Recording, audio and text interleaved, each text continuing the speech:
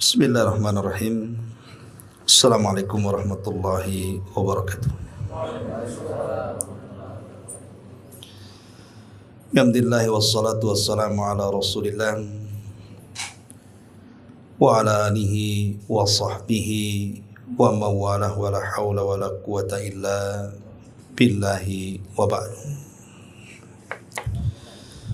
Baik, kita lanjutkan kajian kita masih membahas tafsir dari juz 29 dan kita masih masuk pada surah Al-Mursalat dan kita masuk pada ayat ke-16 dan seterusnya. A'udzubillahi minasyaitonirrajim. Bismillahirrahmanirrahim.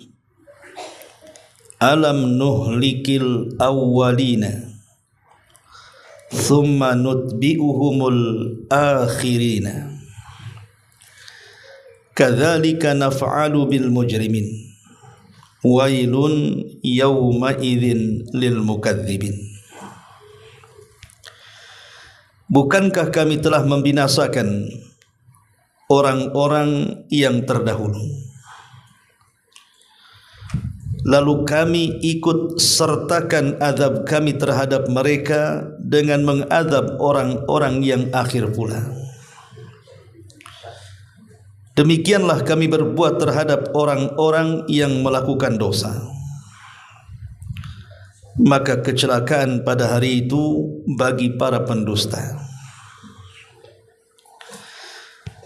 Ma'asyiral muslimin wal muslimat rahimani wa rahimakumullah. Ayat ini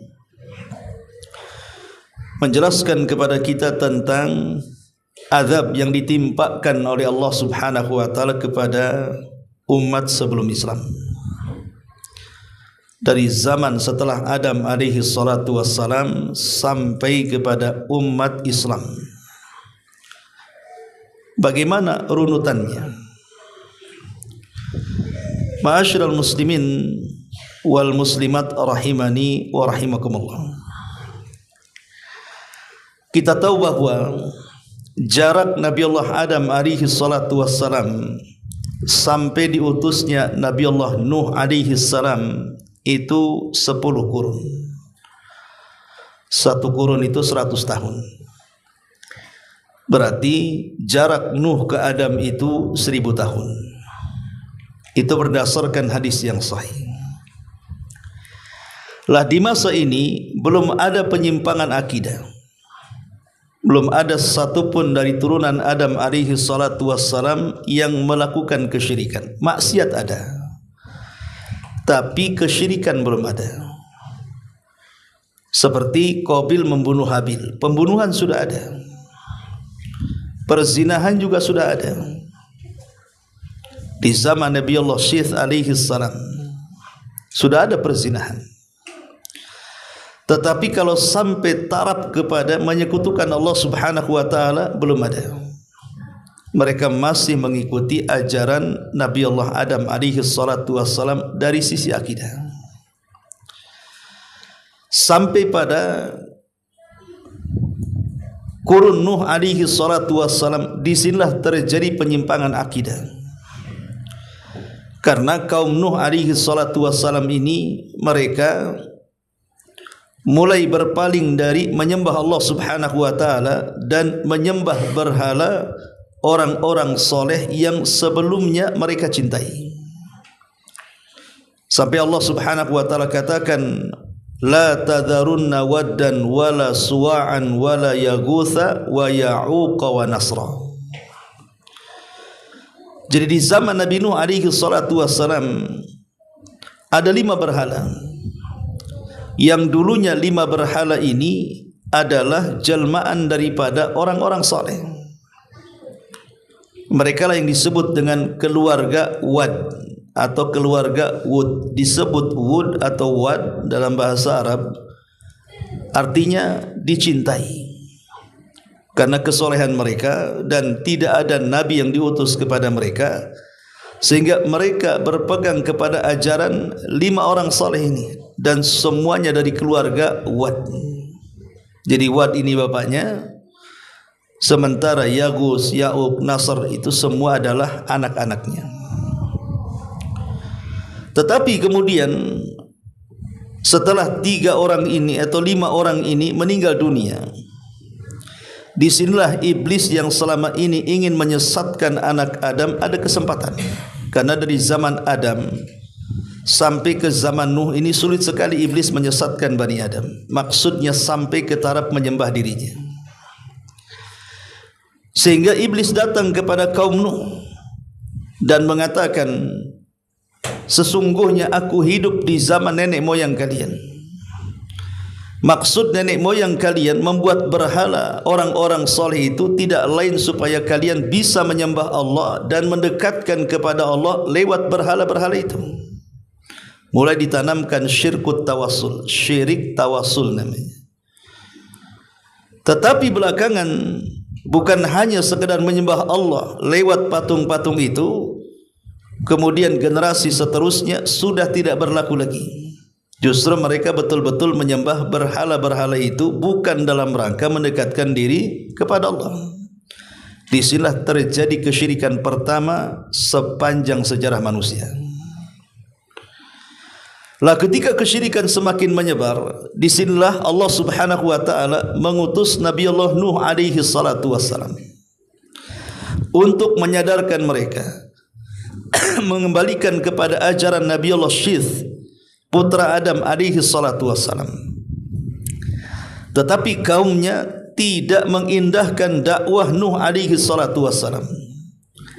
Padahal Nabi Allah Nuh itu ketika berdakwah menggunakan seluruh strategis dakwah, seluruh uslub atau strategis dakwah digunakan, dari cara yang lembut sampai cara yang keras, dari sembunyi-sembunyi sampai terang-terangan. Dan Nuh tidak pernah sama sekali merasa bosan untuk mendakwai kaumnya. Sampai diceritakan dalam surah Nuh, Nuh sendiri yang mengatakan, inni da'autu qaumi laila wa nahara. Sungguh aku mendakwai kaum itu siang dan malam. Tapi apa yang terjadi? Setiap Nuh berdakwah, telinga mereka disempel dengan jarinya. Setiap Nuh berdakwah, pakaian mereka ditutupkan di wajahnya. Artinya betul-betul mereka menolak dakwah tauhid yang datang dari Nuh alaihi salatu wassalam. Lah dari sinilah akhirnya ketika Nuh berusaha untuk memberikan hidayah, bukan sebulan, 2 bulan, setahun, 2 tahun, 950 tahun. Itu usia dakwah Nuh alaihi salam sejak diangkat beliau menjadi rasul. Karena Nuh itu rasul pertama, sementara Adam itu nabi pertama. Dan setiap rasul pasti nabi, tapi tidak setiap nabi harus menjadi rasul. Lah Nuh ini bukan hanya sekedar nabi, tapi dia rasul. Kalau Adam itu hanya nabi saja. Lah Nuh alaihi salatu wassalam akhirnya kewalahan menghadapi kaumnya.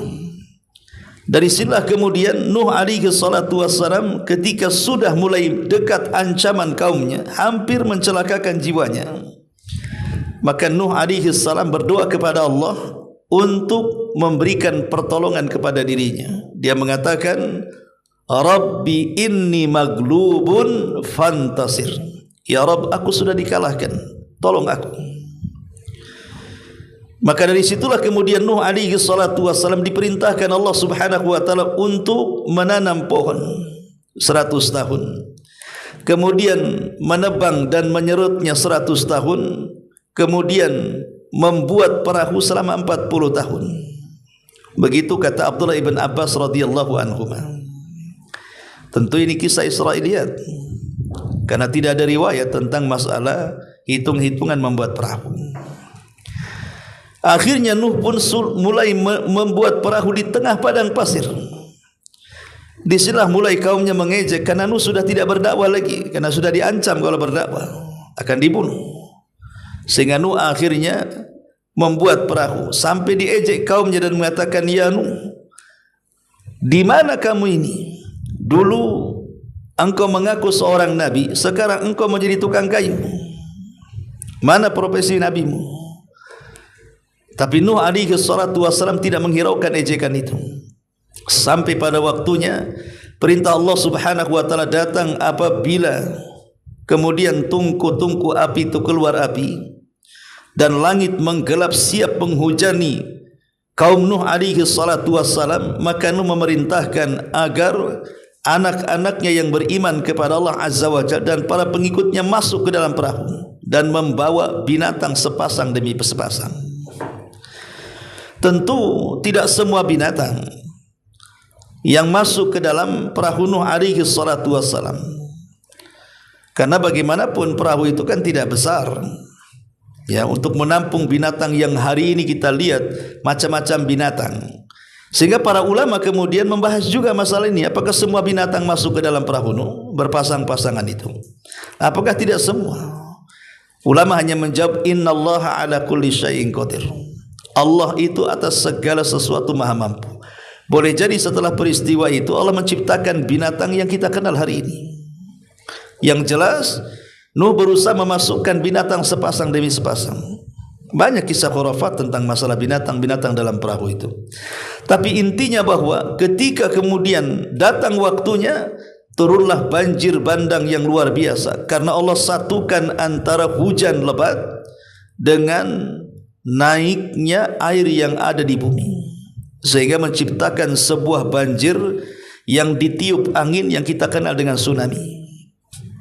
Itulah yang terjadi.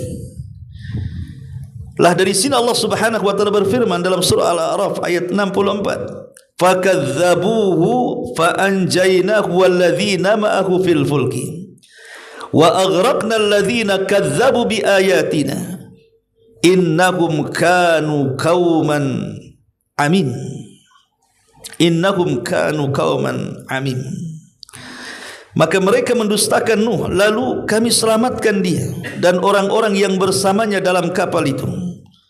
Kami tenggelamkan orang-orang yang mendustakan ayat-ayat kami, sungguh mereka adalah kaum yang buta mata hatinya. Dan ingat, dalam azab ini Allah tidak menyisakan satu jiwa pun hidup kecuali yang ada di perahu Nuh. Kenapa? Karena ini doanya Nabi Nuh alaihi salatu wassalam, di mana saat azab Allah itu turun, Nuh mengatakan, Rabbi la tadhar alal ardi minal kafirina dayara. Rabb, jangan kau tinggalkan satu jiwa orang kafir hidup di bumi. Makanya peristiwa ini membinasakan semua manusia kecuali di perahu Nuh alaihi salatu wassalam. Bahkan satu putra Nuh pun binasa, yang namanya Kan'an, karena mengikuti agama ibunya yang kafir. Hanya putra-putra Nuh yang beriman, Syam, Ham, dan juga Yafis, dan istri-istrinya serta seberapa pengikutnya. Ada yang mengatakan 40 orang, ada yang mengatakan 80 orang, wallahu a'lam. Tapi yang jelas bahwa dari sini tidak ada manusia kecuali yang ada di perahu Nuh. Dari sini ulama mengistilahkan bahwa Nuh adalah bapak manusia kedua setelah Adam alaihi salatu wassalam. Kalau Adam kan bapak manusia pertama, kalau Nuh bapak manusia kedua. Kenapa dikatakan bapak manusia kedua? Karena manusia semuanya hari ini dari ujung dunia itu semuanya dari keturunan putra Nuh yang ada di perahu itu, di mana Ham atau Syam melahirkan bangsa Arab, Yahudi, Nasrani, dan begitu seterusnya. Kemudian Ham, mereka ataupun dia kemudian hijrah ke daratan Afrika. Jadilah kemudian turunan orang-orang yang berkulit hitam, Afrika dan yang semacamnya. Adapun Yafis kemudian ke daerah Asia. Kita inilah keturunan Yafis, putra Nuh alaihi salatu wassalam. Ini adab yang pertama yang Allah Subhanahu wa taala timpakan kepada kaum Nuh alaihi salatu wassalam. Kemudian setelah Nuh alaihi salatu wassalam diselamatkan di Bukit Judi di Irak dan anak-anaknya berkembang kemana-mana, kemudian Nuh pun meninggal dunia, maka generasi pertama mereka masih beriman kepada Allah. Generasi kedua, ketiga, sampai akhirnya ajaran Nuh dilupakan. Datanglah generasi yang pertama kali menyembah berhala setelah Nuh alaihi salatu wassalam. Itulah yang disebut dengan kaum Ad. Allah Subhanahu wa taala berfirman di dalam Al-Qur'anul Karim, tepatnya surah Al-A'raf ayat 69. Allah mengatakan wadhkuru id ja'alakum khulafa'a min ba'di qaumi Nuhin. Dan ingatlah oleh kamu sekalian di waktu Allah menjadikan kamu sebagai pengganti-pengganti yang berkuasa setelah lenyapnya kaum Nuh. Jadi Allah Subhanahu wa taala memberikan arahan ataupun mengingatkan kepada kaum Ad dan mengatakan, ingatlah wahai kaum Ad, di waktu Allah menjadikan kalian sebagai pengganti-pengganti yang berkuasa sesudah lenyapnya kaum Nuh. Artinya kaum Ad adalah kaum pertama dari kaum Nuh yang dilenyapkan oleh Allah Subhanahu wa taala untuk meneruskan estafet. Tapi sayang, kaum Ad ini justru kaum yang pertama kali menyekutukan Allah Subhanahu wa taala.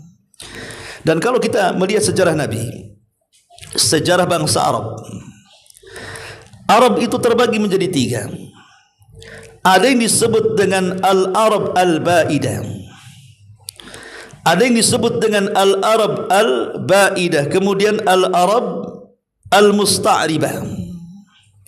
Ada Ba'idah, ada Musta'ribah. Ba'idah ini maksudnya Arab yang sudah tidak ada lagi, tinggal ceritanya. Mereka lah kaum Ad yang disebut dengan Adanil Ula namanya. Mereka disebut Arab Ba'idah, Arab pertama, dan mereka sudah punah, sudah tidak ada lagi, keturunannya pun sudah tidak ada lagi, maka disebut Ba'idah. Ya. Kemudian di sana ada Aribah. Aribah ini yang disebut dengan Arab keturunan Qahtan, yang disebut dengan Qahtani.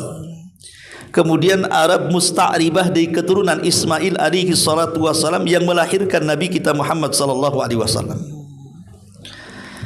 Lah Arab Al-Ba'idah ini dialah kaum Ad. Kaum Ad itu di mana? Kaum Ad itu sebagiannya tinggal di Hadral Maut Yaman dan sebagiannya tinggal di Oman. Hadral Maut dan Oman itu kan bertetangga. Kalau Hadral Maut ikut negara Yaman, kalau Oman ya negara sendiri. Ya, jadi kaum Ad itu di antara 2 negeri ini, antara Hadral Maut dan juga negeri Oman.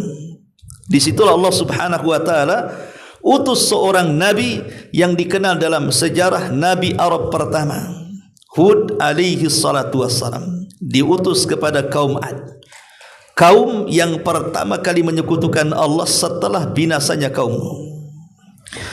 Lah kaum Ad sendiri dijelaskan di dalam Al-Bidayah wa Nihayah Ibnu Katsir. Jadi Imam Ibnu Katsir mengatakan, inna kaum Ad kanu minal Arabi wa kanu yaskununa bil ahqaf baina Hadral Maut wa Uman wa kanu ya'ishuna tahtal khiyam dhawatil a'midati dhakham kama qala ta'ala alam tara kaifa fa'ala rabbuka bi'ad irama dhatil imad. Kata Imam Ibnu Katsir, kaum Ad ini mereka adalah jenis Arab pertama. Mereka tinggal di Ahqaf, dan Ahqaf itu antara Hadral Maut dan juga Oman. Dan mereka meninggali sebuah kemah-kemah besar dan tiangnya terbuat dari emas. Dan mereka juga membuat istana-istana di bukit-bukit. Jadi bukit itu digali sama mereka. Padahal di zaman itu belum ada peralatan canggih sekarang kan, eskalator atau apa kan, apa namanya, eskapator, kemudian belko bahasa kitanya sekarang. Zaman itu nggak ada. Ya. Tapi mereka dengan alat seadanya bisa menciptakan seni luar biasa, mampu merubah sebuah bukit batu menjadi istana yang diukir dengan emas. Karena mereka adalah kaum yang sangat-sangat kuat dan besar. Sampai-sampai Ibnu Abbas radhiyallahu anhu mengatakan tinggi kaum Ad itu sampai 100 hasta, melebihi Nabi Adam. Nabi Adam aja 60 hasta. Ini 100 hasta, berarti kan 50 meter tuh. Itu kalau menyerbu sebuah kaum, karena dia kan raksasa paling besar, sementara yang lainnya kecil-kecil, itu tidak perlu mengerahkan banyak pasukan, cukup 2-3 orang saja, itu sudah bisa menghancurkan kabilah-kabilah kecil. Karena besarnya, mengangkat batu tinggal Bodam kana matilah kan gitu ya. Tenaganya kuat-kuat. Dari situlah mereka sombong. Kaum Ad ini selain mereka menyekutukan Allah Subhanahu wa taala, mereka adalah kaum yang sombong. Makanya Allah mengatakan dalam surah Fussilat ayat 15, fa amma 'adun fastakbaru fil ardi bighairil haqq wa qalu man ashaddu minna quwwa awalam yarau anna Allaha alladhi khalaqahum huwa ashaddu minhum quwwa wa kanu biayatina yajhadun. Adapun kaum Ad, kata Allah, mereka adalah umat yang menyombongkan diri mereka di permukaan bumi tanpa alasan yang dibenarkan.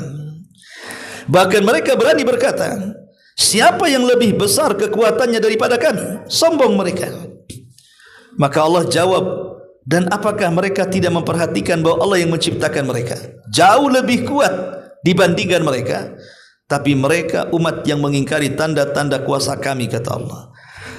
Lah sebab itulah, karena kaum adalah umat yang sombong, menyekutukan Allah Subhanahu wa taala, mengingkari Allah Subhanahu wa taala, makanya Allah Subhanahu wa taala berikan azab. Apa azabnya?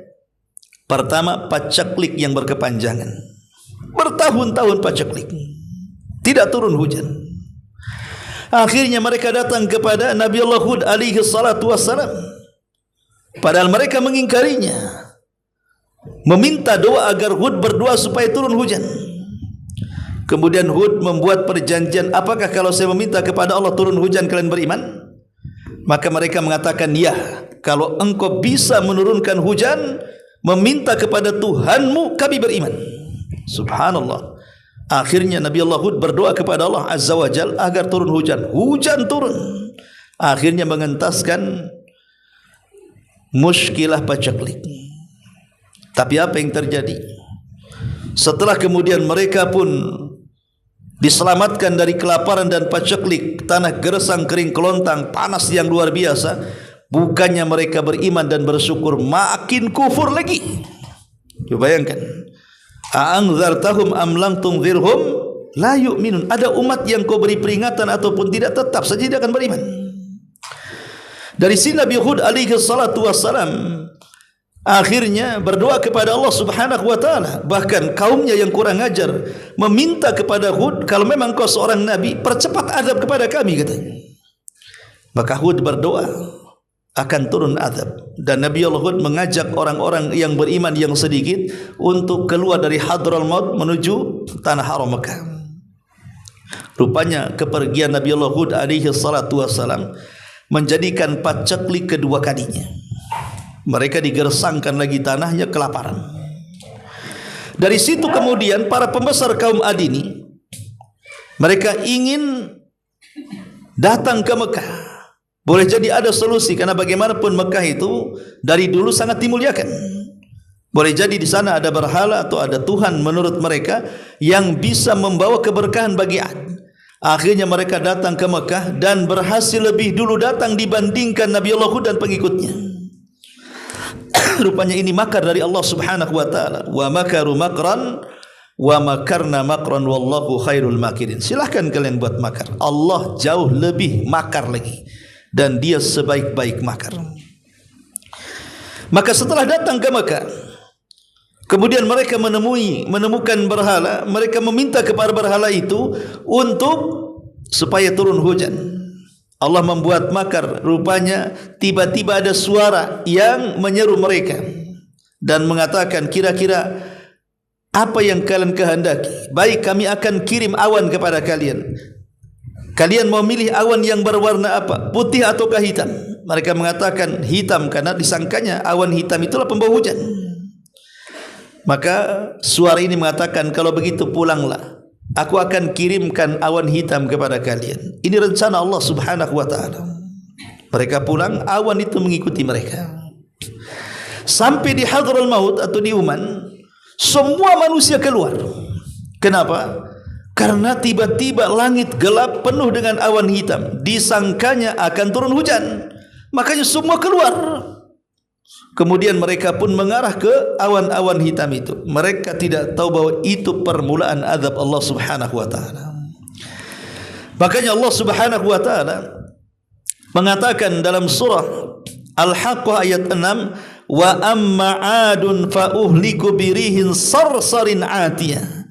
Adapun kaum Ad, maka mereka telah dibinasakan dengan angin yang sangat dingin. Sarsar ini ada dua makna kata ulama. Pertama, sarsar ini suara yang memekikkan, yang bisa memecahkan gendang telinga. Jadi di balik awan itu rupanya ada angin yang sebelum datang itu suaranya sangat memekikkan. Kan kita sering mendengar kalau ada angin puting beliung atau angin besar kan ada suara angin itu. Lah sarsar ini adalah suara angin yang kalau menembus telinga gendang bisa pecah. Makna yang kedua kata ulama tafsir mengatakan sarsar itu artinya dingin yang bersangatan, yang masuk ke dalam tulang dan bisa seseorang beku karenanya. Inilah azab tiba-tiba datang angin dari balik awan. Angin ini membawa pekikan dan juga rasa dingin yang luar biasa. Cukup sampai di sini? Tidak. Allah Subhanahu wa taala mengatakan dalam surah Az-Zariyat ayat 41-42, wa fi 'adin idz arsalna 'alaihimur rihal aqim. Dan juga pada kisah kaum Ad ketika kami kirim kepada mereka angin yang akan membinasakan. Angin itu siap membinasakan mereka. Makanya Allah Subhanahu wa taala mengatakan dalam ayat yang lain bahwa angin ini membawa seluruh jasad-jasad manusia. Bayangkan orang ini kan sedang berkumpul di luar, karena disangkanya awan itu adalah rahmat bagi mereka. Padahal itu azab Allah yang disegerakan kepada mereka. Tiba-tiba angin melesat dari atas, kemudian menyambar semua yang ada di bawah, dinaikkan ke langit. Sampai Allah mengatakan kaum Ad yang di langit yang dibawa angin itu sab'ata layalin wa thamaniyata ayyamin husuma. Sab'ata layal, sab'ata ayyam, 7 hari dan 8 malam berada di langit, ditabrak-tabrakan satu dengan yang lainnya sampai Allah Subhanahu wa taala muntahkan kembali ke bumi. Allah katakan ka'ajazin nakhlin khawiyah, persis seperti tunggul-tunggul kurma tanpa kepala kemudian menancap di bumi. Begitulah Allah azab kaum Ad, kaum yang diutus kepada mereka Nabi Allah Hud alaihi salatu wasallam. Makanya Nabi sallallahu alaihi wasallam apabila berdakwah kepada orang-orang Quraisy, kemudian mereka tidak mau menerima dakwah Rasul, Rasul selalu menakut-nakuti dengan azabnya kaum Ad. Kenapa tidak menakut-nakuti dengan azab Fir'aun? Bagaimana ditenggelamkan? Karena orang Arab enggak kenal Fir'aun. Fir'aun itu Bani Israel, itu kisahnya enggak sampai ceritanya kepada orang Arab. Sementara kisah Nabi Hud, Nabi Saleh, Nabi Syuaib itu kan nabi-nabi Arab, orang kenal ceritanya. Makanya Nabi SAW pernah satu hari didatangi oleh pembesar Quraisy, kemudian diajak berunding, bahkan ditawarkan harta, kekuasaan, wanita dan yang semacamnya. Tapi Rasul menolak. Kemudian Rasul membacakan ayat surah Fussilat ayat 13, fa in a'radu fakul anzartukum sa'iqatan misla sa'iqati 'adin wa thamud. Jika mereka berpaling, kata Rasul membacakan surah Fussilat, maka katakanlah kepada mereka, aku telah peringatkan kepadamu dengan petir seperti petir yang menimpa kaum Ad dan kaum Thamud. Itulah azabnya. Maka Nabi Allah Hud setelah menyelamatkan orang-orang yang beriman ke arah Mekah sana, dan tinggal di Mekah, kemudian beranak pinak di situ, sampai akhirnya generasi yang diselamatkan dari azab itu mereka tetap beriman setelah kematian Hud alaihi salatu wassalam. Sampai ketika generasi demi generasi, maka yang pertama kali melakukan kesyirikan setelah hilang banyak generasi kaum Ad adalah kaum Thamud yang menetap di antara Madinah dan Tabuk. Karena Nabi SAW ketika perang Tabuk, Rasul melewati sebuah tempat yang disebut dengan Madain Saleh. Walaupun jadi khilaf ulama, tapi ini yang banyak dipilih oleh ulama sejarah, bahwa Nabi Saleh diutus di antara Madinah dan Tabuk. Disitulah generasi pertama yang menyekutukan Allah dari keturunan Ad ibn Iram adalah kaum Thamud. jasad mereka atau perawakan mereka kurang lebih dengan kaum Ad karena memang turunannya. Ya, mereka juga sombong persis seperti sombongnya kaum Ad. Dan mereka menyekutukan Allah Subhanahu wa taala. Maka diutuslah kepada mereka siapa? Nabi Allah Saleh alaihi salam. Allah mengatakan dalam surah Al-A'raf 74, "Wadhkuru ij'alakum khulafa'a min ba'di 'adin." Dan ingatlah olehmu di waktu Tuhan menjadikan kamu pengganti-pengganti yang berkuasa setelah musnahnya kaum Ad. Jadi setelah musnahnya kaum Ad, datang kaum Samud. Mereka lah yang melakukan kesyirikan pertama dari keturunan kaum Ad ini. Diutus kepada mereka Nabi Allah Saleh alaihi salam. Nabi Saleh ini sebenarnya masih turunan mereka. Bahkan Nabi Saleh sejak kecil, remaja sampai dewasa itu digadang-gadangkan oleh kaum Samud untuk menjadi pemimpin. Karena kecerdasannya, ketampanannya, kebaikannya, kedermawanannya, akhlak penuh yang dimiliki Nabi Saleh sehingga dikagumi oleh kaum Samud dan digadang-gadangkan jadi pemimpin. Tapi setelah diangkat jadi nabi malah dimusuhi. Makanya Allah Subhanahu wa taala menjelaskan bagaimana perkataan kaum Samud kepada Nabi Saleh. Disebutkan dalam surah Hud 62, qalu ya Saleh qad kunta fina marjuwan qabla hadha atanhana an na'budu ma ya'budu abauna wa inna lafi syakkim mimma tad'una ilaihi murib. Wahai Saleh, sesungguhnya kamu sebelum ini adalah seorang di antara kami yang kami harapkan menjadi pemimpin kami. Jadi awalnya Nabi Saleh itu maksud mau diangkat jadi pemimpin karena memang orangnya baik, cerdas, ya. Tetapi setelah dia angkatnya jadi nabi, apa yang terjadi? Mereka mengatakan, akan tetapi mengapa engkau melarang kami untuk menyembah apa yang disembah nenek moyang kami? Sesungguhnya kami benar-benar dalam keraguan dan kegelisahan terhadap apa agama yang engkau suruhkan sebenarnya kepada kami. Jadi saat kemudian Nabi Saleh mengingatkan tentang ajaran Nabi sebelumnya Hud alaihi salatu wasalam untuk mentauhidkan Allah dan mengatakan u'budullaha ma lakum min ilahin ghairi, sembahlah Allah karena tidak ada sembahan selain daripada Allah. Tapi mereka justru malah memusuhi Nabi Saleh, bahkan mengatakan innama anta minal musakharin. Mereka berkata sungguh kamu adalah salah seorang dari orang-orang yang terkena sihir, katanya. Engkau ini orang bingung, orang gila, katanya. Semua para nabi tidak lepas daripada tuduhan seperti itu. Akhirnya mereka pun berjanji akan beriman dan mengatakan, wahai Saleh, bukankah setiap nabi itu punya keajaiban? Bukankah setiap nabi punya mukjizat? Kalau engkau seorang nabi, keluarkan unta dari batu ini. Kenapa mereka meminta keluar unta dari batu? Karena mereka terbiasa dengan batu. Mereka suka mahat bukit. Dijadikan istana bukan ditempati, hanya untuk rumah singgah saja, hanya untuk kegemaran saja, hobi-hobian saja. Berbangga-bangga bahwa mereka bisa membuat rumah-rumah seperti itu, dan peninggalannya ada. Kalau antum ke Tabuk sana, ke Madain Saleh, itu ada peninggalannya di situ. Ya, artefak-artefak kuno gitu bahasa kitanya, ya, peninggalan Nabi Saleh itu ada sampai hari ini, bisa diteliti. Ya. Jadi akhirnya kemudian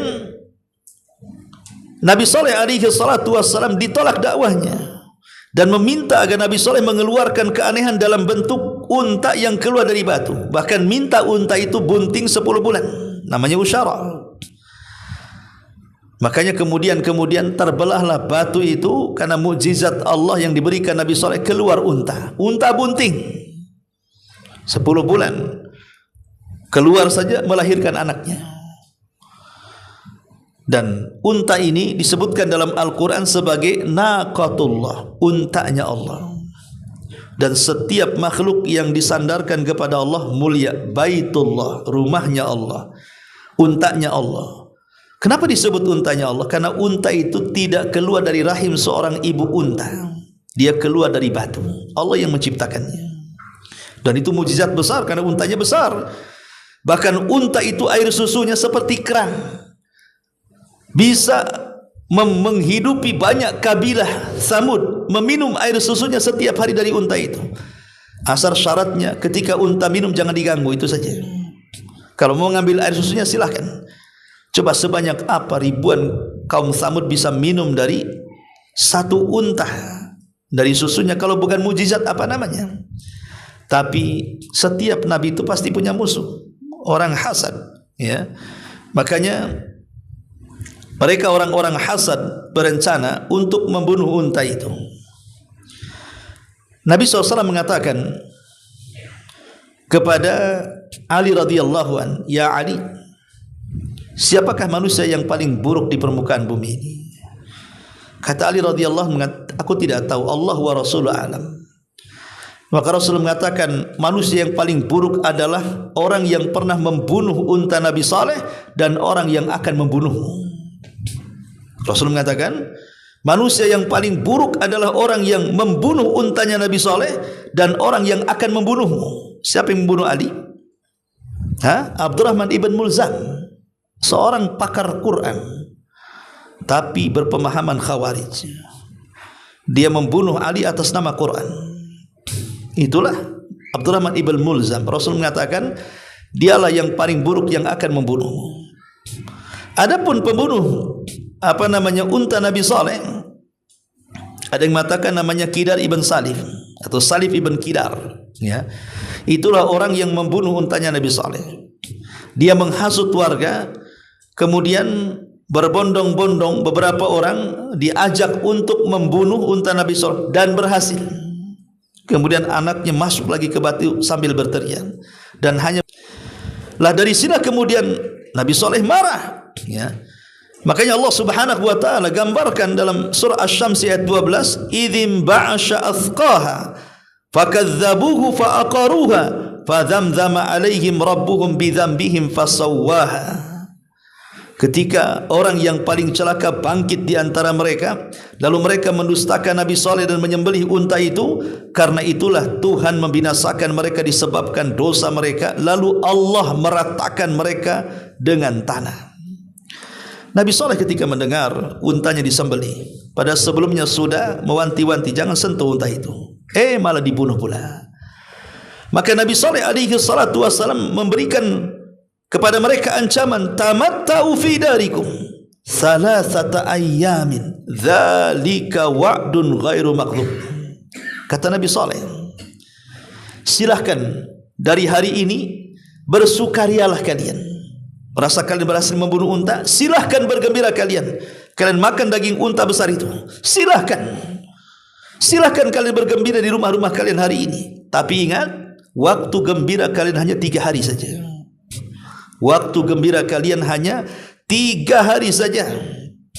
Karena itu hari-hari terakhir kalian di dunia, dan sesungguhnya siksaan akan turun pada kalian setelahnya. Ma'asyiral muslimin yang dimuliakan Allah Subhanahu wa taala, apa yang terjadi? Nabi Saleh meninggalkan mereka, meninggalkan kaum Tsamud yang akan diazab, dan juga orang-orang yang beriman bersamanya. Kemudian mulailah apa yang dikatakan Nabi Saleh menjadi kenyataan. Hari pertama, tiba-tiba wajah mereka memerah. Wajah mereka memerah, ya. Kemudian menguning. Wajah pertama menguning. Kemudian hari kedua memerah. Kemudian hari ketiga menghitam. Dan mereka menjadi jasad bergelimpangan di rumah-rumah mereka sendiri. Datang Jibril, berteriak dengan satu teriakan, akhirnya mereka menjadi mayat di rumah-rumah mereka. Mereka mengubur hidup-hidup mereka di rumah-rumah mereka sendiri. Itulah yang Allah katakan bahwa fadzamzama alaihim rabbuhum bidzambihim fasawwaha. Lalu Allah meratakan mereka dengan tanah, dikubur dengan rumah-rumah mereka. Ma'asyiral muslimin yang dimuliakan Allah Subhanahu wa taala, setelah Nabi Allah Saleh alaihi salatu wassalam, datang Nabi Ibrahim. Ingat Nabi Saleh dan Hud Nabi Arab, karena memang diutus di Arab, satu di Hadrul Maut dan Oman, satu diutus antara Madinah dan Tabuk, ya. Sekarang beralih kepada Nabi Ibrahim yang merupakan bapak semua para nabi. Tidak dijelaskan tentang kaum Nabi Ibrahim yang ingkar itu, apakah mereka diazab atau tidak. Hanya dijelaskan tentang kematian Namrud, bagaimana Allah letakkan satu nyamuk di atas kepalanya, dalam kepalanya selama 40 tahun, sehingga Namrud jadi gila. Setiap hari kalau nyamuk itu kemudian digerakkan Allah, maka dia menyuruh pembantunya untuk memukulkan kepalanya dengan sandal. Setiap hari sampai 40 tahun. Akhirnya mati. Karena hari-hari dipukul sandal. Enggak percaya? Bukan. Buat itu. Hari-hari dipukul sandal gini. Tidak lama mati. Ya. Itulah hukuman Namrud. Hanya Namrud saja, kaumnya tidak dijelaskan hukumannya. Tapi di zaman yang sama ada azab yang menyeluruh. Kepada siapa? Kepada kaum Lut. Karena Lut adalah keponakan Ibrahim. Dialah yang dibawa Ibrahim dari Irak. Satu-satunya orang yang beriman adalah Nabi Lut. Dibawa ke Palestina. Kemudian setelah dewasa, dia pun diangkat jadi Nabi. Dan Nabi Ibrahim memerintahkan agar dia berdakwah di tempat lain. Maka Allah perintahkan untuk berangkat ke negeri Sodom. Negeri Sodom ini negeri yang rusaknya luar biasa. Belum ada negeri serusak Sodom dari segi moral dan akhlak. Karena di negeri inilah terjadi LGBT pertama dalam sejarah. Homoseksual, lesbi, itu terjadi di sini. Ya, yang laki-lakinya homoseksual, yang perempuannya lesbi. Tentu kisahnya ma'ruf, ya. Memang setan sengaja kemudian menjelma orang sebagai anak yang paling tampan sekali. Disuruh untuk mencuri. Jadi setan ini merubah dirinya, namanya setan, iblis. Bisa saja dia tasyakul. Jin itu kan bisa tasyakul, berubah menjadi manusia yang tampan, yang jelek, bisa mereka. Jadi jin yang jahat, utusan iblis atau iblis sendiri bertasyakul menjadi manusia yang paling tampan, pura-pura mencuri, kemudian ketangkap. Sementara ketika itu kaum Sodom adalah kaum yang makmur. Sementara negeri-negeri yang lainnya kaum tidak makmur. Ketika terjadi pacaklik, mereka suka mencuri. Maka iblis ini pura-pura jadi mencuri di kebun orang kaum Sodom itu. Entah gimana ceritanya. Akhirnya kemudian iblis yang menjelma manusia ini akhirnya disodomi dan ketagihan. Akhirnya budaya Sodom ini menjadi budaya yang merebak di tengah-tengah kaum Lut, ya. Dan mereka pun sudah tidak mulai suka dengan perempuan. Kemudian iblis tasyakul lagi menjadi perempuan yang cantik. Datang kepada ibu-ibu, kalian ngapain? Bapak-bapak kalian udah gak suka kalian, katanya. Kalian buat juga hal yang sama dengan bapak-bapak kalian. Kalau bapak kalian suka laki-laki, kenapa kalian tidak suka perempuan? Maka terjadilah homo dan lesbi di zaman itu. Itulah homo dan lesbi pertama sepanjang sejarah. Moral rusak, tidak ada kaum sebelumnya melakukan seperti itu. Lah Allah Subhanahu wa taala mengutus Lut ke negeri ini. Makanya Allah mengatakan dalam surah Al-A'raf ayat 80-81, wa lutan idh qala liqaumi atatuna al-fahishata ma sabaqakum biha min ahadin minal alamin innakum lata'tuna ar-rijala syahwatan min dunin nisa bal antum qaumun musrifun. Dan kami telah mengutus Lut. Lalu dia berkata kepada kaumnya, mengapa kamu melakukan perbuatan keji yang belum pernah dilakukan seorang pun sebelum kalian? Kalian menyukai fahisyah, maksudnya perbuatan keji, homoseksual ataupun lesbi, ya. Kemudian Allah mengatakan, sungguh kamu telah melampiaskan syahwatmu kepada sesama jenis kalian laki-laki, bukan kepada perempuan. Kalian benar-benar kaum yang melampaui batas. Jadi itulah memang perlakuan kaum Lut alaihi salatu wassalam. Mereka justru melakukan macam-macam kejahatan, merampok di jalan, belum lagi kesyirikan, macam-macam. Ya, makanya diutus Lut alaihi salam kepada mereka. Sampai pada waktunya 3 malaikat, Jibril, Mikail dan Malakul Maut, menjelma menjadi tamu ke rumah Ibrahim yang ada di Palestina. Pertama tugasnya menghabar gembirakan bahwa Ibrahim setelah punya anak Ismail akan melahirkan anak dari istri pertamanya Sarah, Ishak, dan juga cucunya Yakub. Yang kedua, dia berangkat ke negeri Sodom untuk menghancurkan negeri itu. Setelah kemudian menghabar gembirakan kepada Ibrahim, 3 malaikat ini dalam jelmaan manusia, pergilah ke negeri Sodom. Ingat bahwa Mereka menjelma laki-laki tampan. Yang namanya orang berperilaku menyimpang melihat laki-laki tampan kan gitu ya, pasti ngiler kan itu. Bertabung kepada rumah Nabi Lut. Lut sudah ketakutan. Lah Lut ini punya istri kurang ajar, kafir. Kufur kepada Lut alaihi salatu wasallam, bukan kekufurannya atau pengkhianatannya istri Lut itu maksudnya dia berzina dengan, tidak ada seorang nabi pun yang diselingkuhi seperti itulah istrinya. Tapi pengkhianatan istrinya Nabi Lut ini, dia bekerja sama dengan preman pasar. Jadi kalau ada tamu ganteng, maka dia akan menyalakan kayu bakar, kemudian asapnya ngepul ke langit. Maka preman-preman pasar tahu itu tanda bahwa ada laki-laki ganteng. Maka akan diculik, kemudian diperkosa dan membayar bayaran kepada istrinya Nabi Lut. Makanya dikatakan oleh Allah, wa dharaballahu mathalan lilladzina kafaru imra'ata nuhin wa imra'ata lut kanata tahta abdaini min ibadina salihaini fa khanatahuma. Dan Allah membuat permisalan bagi orang-orang kafir tentang dua wanita yang kufur kepada suaminya. Pertama istri Nuh, yang kedua istri Lut.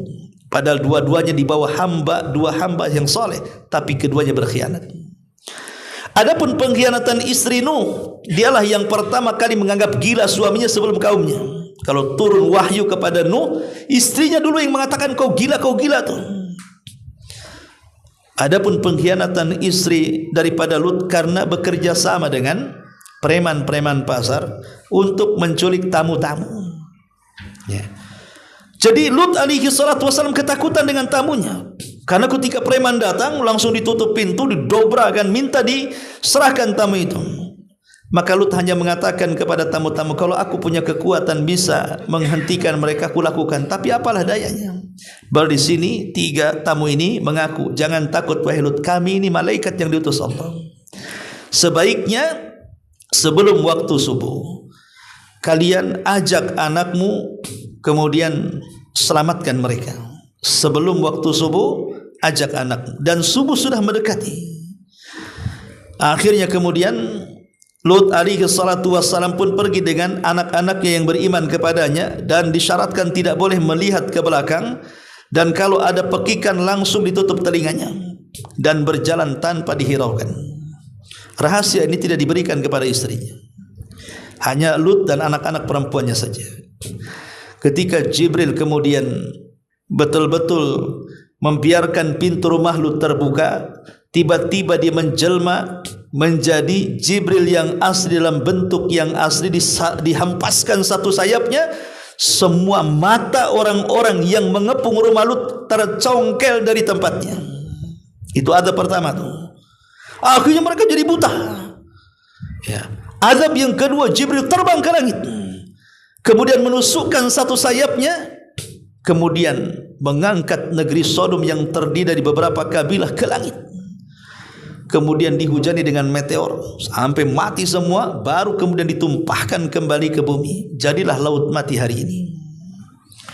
Itulah Allah Subhanahu wa taala katakan dalam Al-Qur'an, wa amtarna alaihim mataran fa kaifa kana aqibatul mujrimin, dan kami turunkan kepada mereka hujan batu, maka perhatikanlah bagaimana kesudahan orang-orang yang melakukan dosa itu.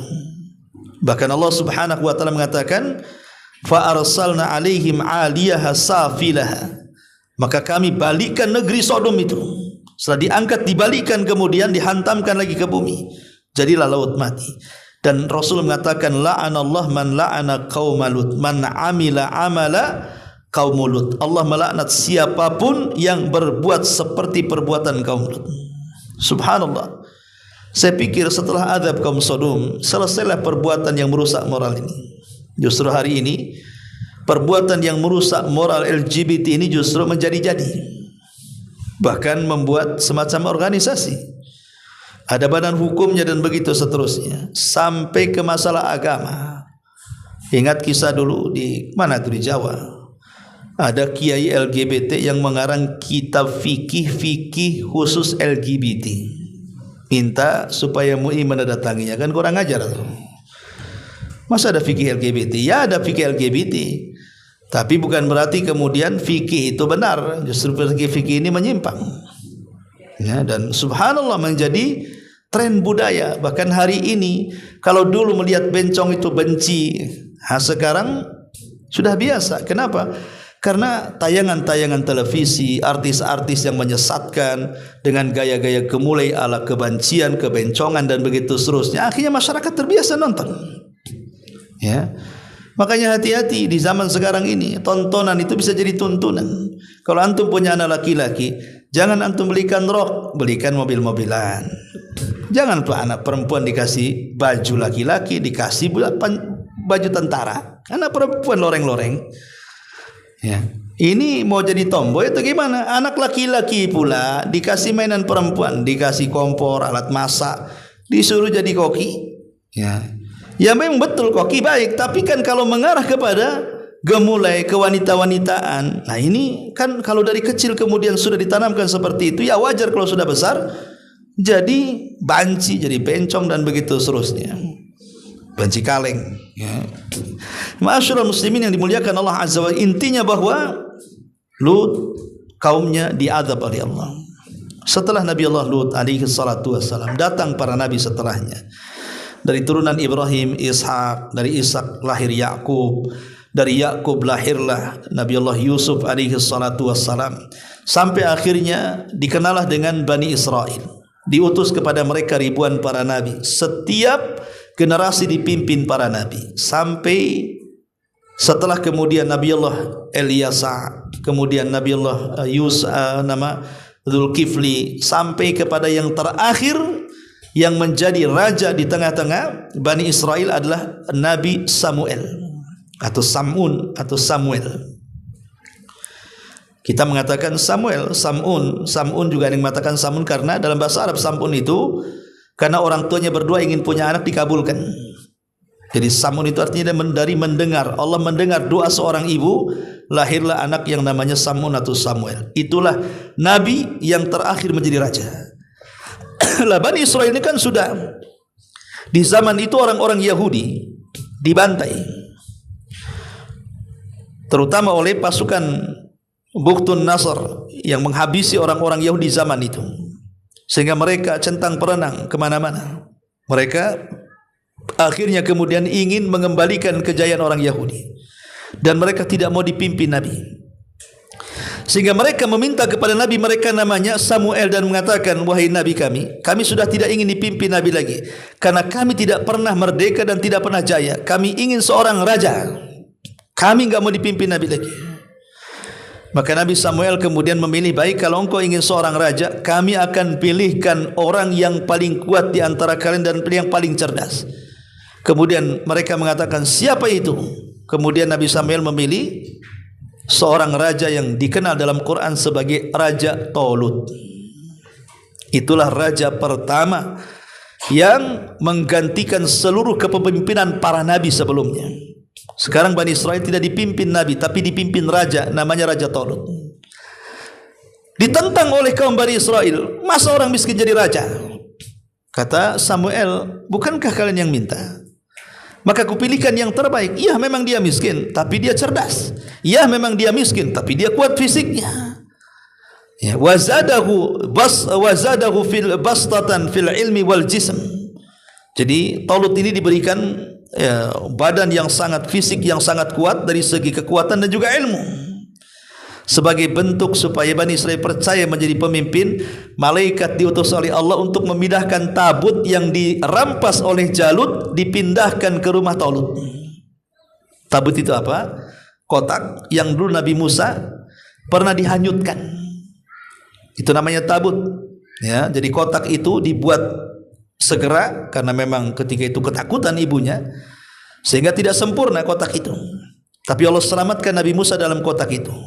Lah setelah zaman jauh dari Nabi Musa alaihi salatu wassalam, ya, zaman sudah jauh sekali, ya, maka tabut itu menjadi barang sakti di tengah-tengah Bani Israel.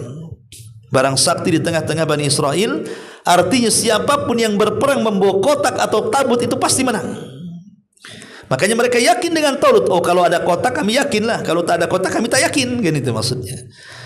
Dari situlah akhirnya Talut pun bawa pasukan yang banyak sekali, tapi di tengah jalan banyak yang gagal, imannya kurang satu pulang. Sampai ujian terakhir suruh minum hanya boleh satu tugukan, kalau sudah berjalan malah minum sebanyak-banyaknya, lemes badannya, tidak bisa berjalan. Sehingga hanya tersisa dari sekian ribu hanya tinggal 314 orang. Persis seperti jumlah pasukan Rasul di Badar. Baru menghadapi Talut. Ya. Menghadapi Talut menang karena ada anak muda namanya Daud. Daud itulah yang membunuh Jalut dengan ketepelnya. Akhirnya karena dijanjikan siapa yang membunuh Jalut akan diangkat menjadi raja, maka dialah kemudian diangkat jadi raja dan Allah utus menjadi nabi.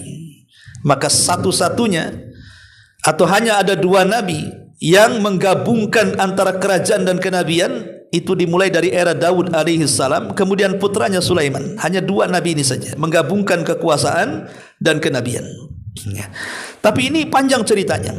Yang ingin saya katakan, setelah Nabi Lut alaihi salatu wassalam dan jauh dari Ibrahim sampai kepada zaman Nabi Musa, maka disinilah terjadi azab yang menyeluruh juga. Terhadap siapa? Fir'aun dan bala tentaranya. Karena tidak mau mengikuti ajakan Nabi Musa untuk mentauhidkan Allah, maka Allah tenggelamkan si Fir'aun ini. Bahkan di zaman itu juga ada orang namanya Qarun, Allah juga tenggelamkan si Qarun ke perut bumi. Dan azab demi azab, pada setiap nabi ada yang dikirim taun sehingga ribuan meninggal, seperti Allah mengatakan dalam surah Al-Baqarah yang sudah saya jelaskan, alam tara ilal ladzina kharaju min diyarihim wa hum ulufun hadaral maut. Ya, tidakkah kau lihat ada orang-orang yang ribuan keluar dari sebuah negeri karena mereka menghindari kematian. Kenapa? Karena negeri itu turun taun. Tiba-tiba kemudian mereka pun keluar dari negeri itu. Rupanya keluar dihadang malaikat maut, dicabut semua nyawanya. Lepas dari taun, tidak lepas dari malakul maut. Itu namanya al-hadaru la yamna'ul qadara. Menghindar dari takdir kematian, berpindah kepada takdir kematian yang lain. Tidak mati karena virus corona, mati ditabrak mobil corona, gitu maksudnya. Sama-sama corona, ya. Tapi kan namanya menghindar takdir, jatuh ke takdir yang lain. Ya. Kematian kan bukan satu. Makanya Umar mengatakan kepada Abu Ubaidah bin Jarrah ketika dia maksa menyerbu Amwas, yang ketika itu Amwas dikepung oleh taun. Apa kata Umar? Jangan masuk. Abu Ubaidah mengatakan, afirara min qadarillah, amirul mu'minin, kau mau lari dari takdir Allah? Kata Umar, ya firarun min qadarillah ila qadarillah. Ya, aku lari dari takdir Allah tapi ke takdir Allah yang lainnya. Kalau kalian masuk ke kota ini, kalian mati. Ya. Betul, akhirnya Abu Ubaidah bin Jarrah meninggal karena taun. Mu'adh bin Jabal sekeluarga mati karena taun. Ribuan sahabat mati karena taun.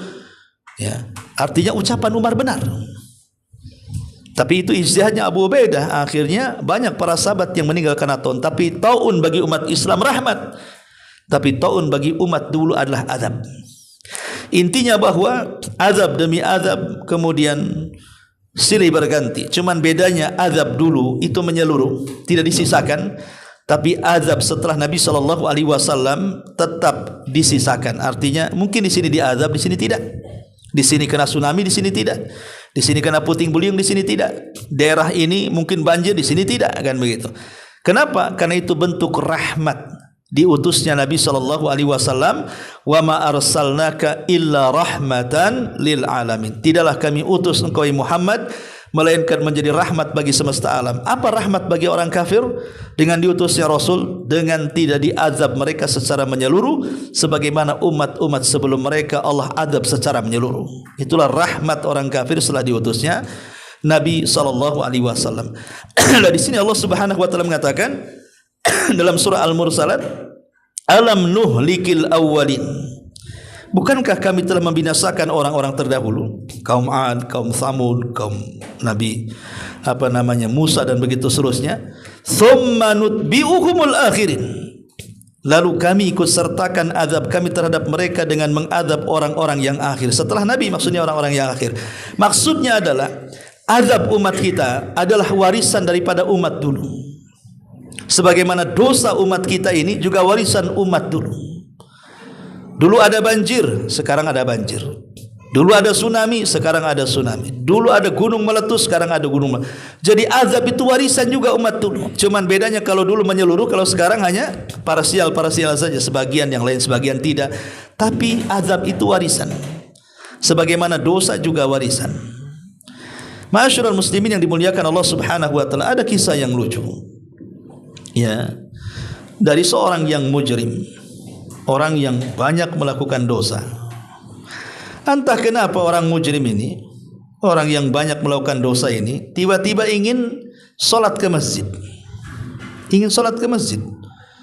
Padahal dia mabok, judi, zina, maling, merampok. Pokoknya nggak tahulah ada angin apa masuk ke hati dia. Kok pengen solat dia. Solatlah dia ke masjid berjamaah. Imamnya membaca surah Al-Mursalat ini. Ketika sampai kepada alam nuhlikil awalin, bukankah kami telah membinasakan orang-orang yang terdahulu? Dikiranya membinasakan orang-orang yang di depan. Akhirnya safnya mundur ke belakang. Ya. Kemudian imam mengatakan summa nutbi'uhumul akhirin, lalu kami ikut sertakan azab kepada orang-orang yang akhir. Maju lagi ke depan, takut diazab. Ya. Kemudian imam mengatakan kadzalika naf'alu bil mujrimin, demikian kami berbuat terhadap orang-orang yang berdusta. Akhirnya kabur dari masjid. Rupanya aku ini salah, depan diazab, belakang juga diazab katanya. Ketika imam mengatakan alam nuhlikil awalin, maksudnya orang yang awal di saf pertama. Ulama, sini orang yang banyak melakukan dosa, Allah katakan akan diazab. Enggak mau di saf pertama lah. Akhirnya ke belakang. Paling akhir dia. Ya.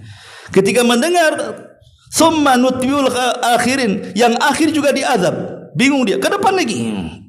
Kemudian kadzalika naf'alu bil mujrimin, begitulah orang-orang yang dosa, mau awal mau akhir tetap diazab, kabur dari masjid. Ini orang mujrim. Bayangkan ya. Ma'asyiral muslimin yang dimuliakan Allah Azza wa, intinya bahwa ini menjelaskan tentang umat-umat terdahulu sampai umat sekarang, bahwa azab itu akan senantiasa ada bagi orang yang bermaksiat kepada Allah Subhanahu wa taala dan Rasulnya. Baik, sampai di sini. Kalau yang bertanya silakan. Kalau kita tutup. Hukuman secara Islam itu untuk kaum Sodom ini. Hukuman kepada orang-orang LGBT. Secara Islam. Menjadi khilaf para ulama. Tetapi homoseksual itu beda dengan zina. Kalau zina bagi bujangan yang belum menikah tidak dirajam sampai mati, tapi dicambuk 100 kali, diasingkan setahun.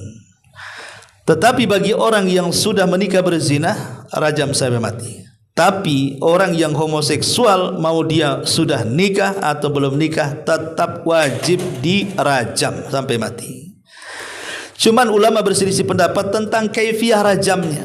Rajamnya seperti apa bentuknya itu?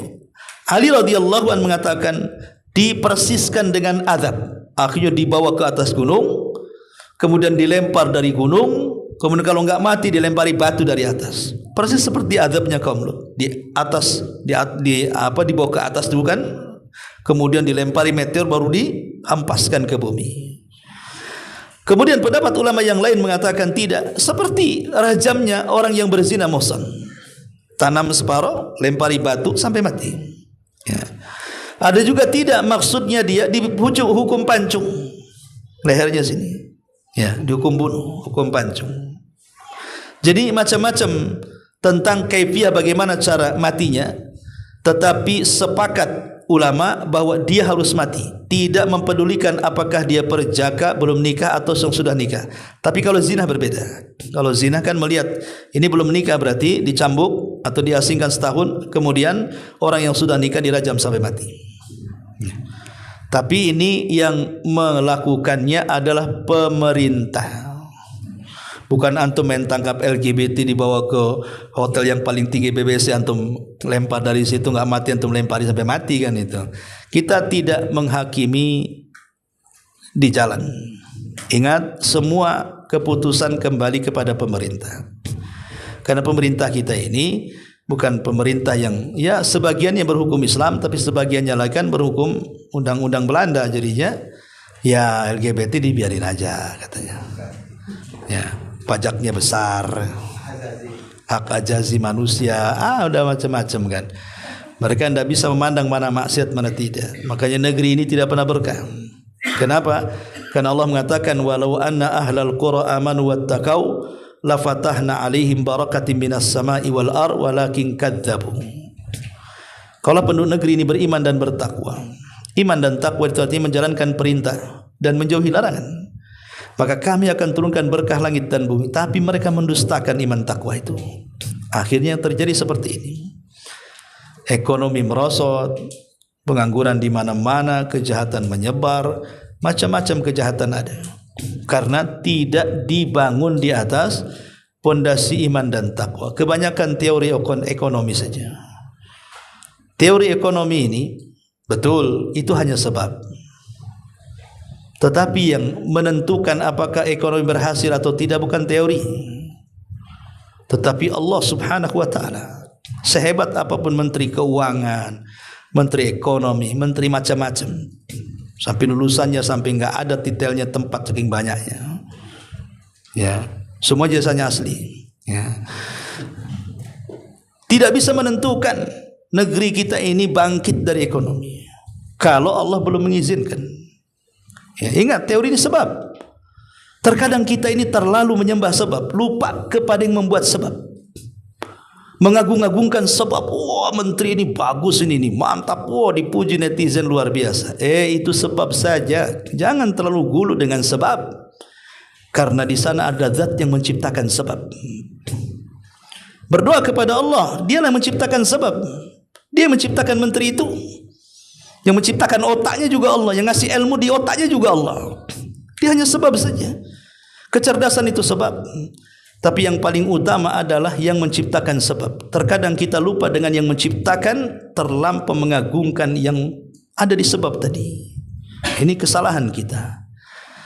Ya, betapa banyak orang cerdas tidak guna kecerdasannya karena Allah tidak mengizinkannya. Qulillahumma malikal mulki tu'til mulka man tasha' wa tanzi'ul mulka mimman tasha' wa tudhillu man tasha' wa tu'izzu man tasha' biyadikal khair. Ya. Qulillahumma malikal mulki. Katakan, kekuasaan itu milik Allah. Allah berhak mencabut, Allah berhak juga menetapkan. Allah berhak memuliakan, Allah berhak juga menghinakan. Maka negeri kita ini bukan krisis ekonomi yang pertama, tapi krisis tauhid. Krisis tauhid, krisis akhlak, itu yang sebenarnya terjadi. Kalau dua krisis ini kemudian dihilangkan, insya Allah yang lain itu akan mudah. Karena kalau kita mentauhidkan Allah Subhanahu wa ta'ala, Allah janji Allah akan menjadikan kita ini para pemimpin sukses, orang-orang yang akan menikmati kehidupan enak di bumi. Tapi kalau mereka menjauh dari Allah, sedikit demi sedikit kemudian jatuh kepada kesyirikan. Betapa banyak pejabat-pejabat itu mereka memelihara dukun-dukun. Kerennya penasihat spiritual, ya, paranormal lah kan itu, walaupun tak normal, ya. Nah, itu seperti itu orang-orang itu kan. Ya kita tidak mengatakan, tapi umumnya memang pejabat seperti itu. Pejabat yang mana ya tak tahu lah kan itu. Tapi umumnya memang seperti itu. Nah, kalau ini sudah negara ini dibangun di atas kesyirikan seperti itu, macam mana mau maju? Wallahu a'lam. Dan panjang-panjang nanti kemana-mana. Subhanaka bihamdika asyhadu an la ilaha illa anta astaghfiruka wa atubu ilaik. Allahu ta'ala alam. Assalamualaikum warahmatullahi wabarakatuh.